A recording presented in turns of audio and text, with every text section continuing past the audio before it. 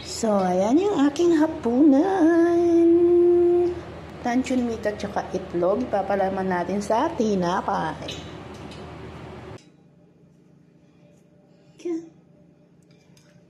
Ayan ang tinapay.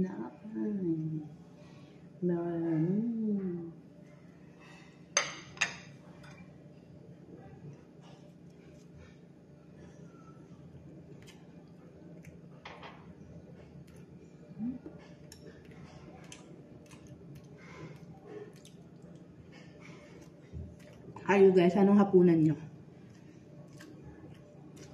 Simple lang hapunan ko guys. Itlog at luncheon meat. Yung luncheon meat, ano siya, tira lang siya nung nakaraang araw.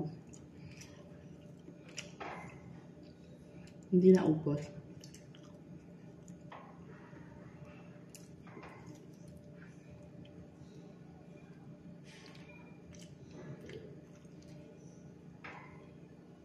Saan?